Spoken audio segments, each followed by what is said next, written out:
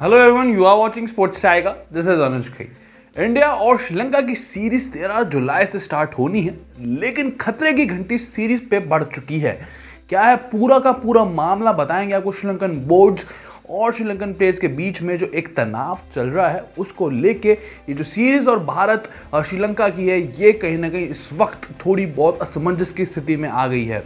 चलिए बताते हैं आपको कि क्या ऐसा मामला है जिसकी वजह से श्रीलंकन प्लेयर्स और श्रीलंकन क्रिकेट बोर्ड के बीच में इस वक्त जो है, आप ये कह सकते हैं कि बहुत ज़्यादा तनाव का माहौल है।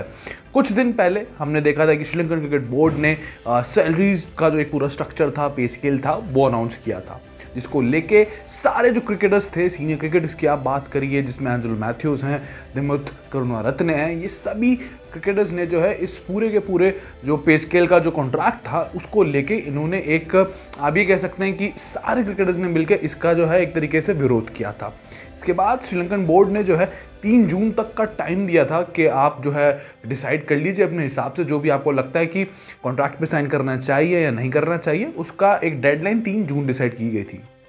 ऐसे में अब जो है मामला, जो लेटेस्ट डेवलपमेंट निकल के आया है कि उस कॉन्ट्रैक्ट के मद्देनज़र, उस कॉन्ट्रैक्ट के मुतल्लिक जो है क्रिकेटर्स ने उसको साइन करने से मना कर दिया है। ऐसे में श्रीलंका का जो इंग्लैंड का दौरा है और साथ ही साथ भारत का जो श्रीलंका का दौरा है,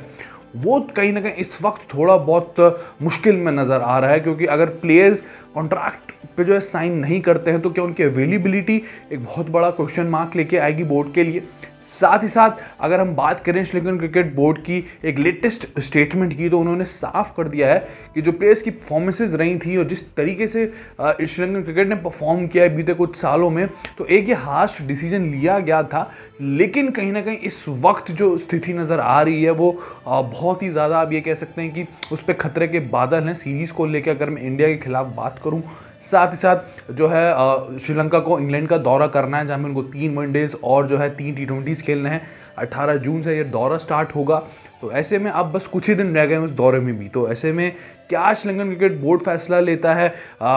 इस पूरे कॉन्ट्रैक्ट के मुतालिक,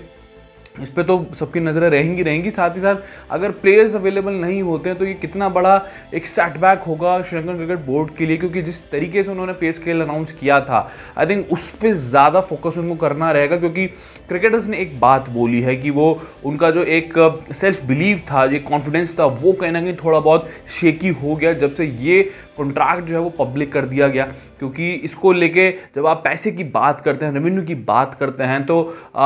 एक बहुत बड़ा प्रश्न चिन्ह होता है कि आप किस तरीके से सेग्रीगेट कर रहे हैं पूरे पे स्केल को, उस पूरे स्ट्रक्चर को। ऐसे में एंजेलो मैथ्यूज, जिनकी सैलरी तकरीबन $70,000 के करीब है, तो वो थोड़ा बहुत लेके थोड़ा बहुत आश्चर्य होता है कि जब इतना एक्सपीरियंस खिलाड़ी आपके पास है, तो उसकी एक स्टैचर है, तो उससे पहले जो है आप कहीं ना कहीं सोचते हैं कि हम किस तरीके से सेग्रीगेट कर रहे हैं। तो बहुत से सीनियर प्लेयर्स हैं, फॉर्मर क्रिकेटर्स ने भी इसका विरोध किया है कि इस पूरे पे स्केल को थोड़ा बहुत चेंज किया जाए, खिलाड़ियों के हित में फैसला लिया जाए, क्योंकि अगर इस तरीके से चीज़ें होंगी तो थोड़ा मुश्किल होने वाला है श्रीलंकन क्रिकेट बोर्ड के लिए आगे की जितनी भी सीरीज़ रहने वाली है उनको कंडक्ट कराना।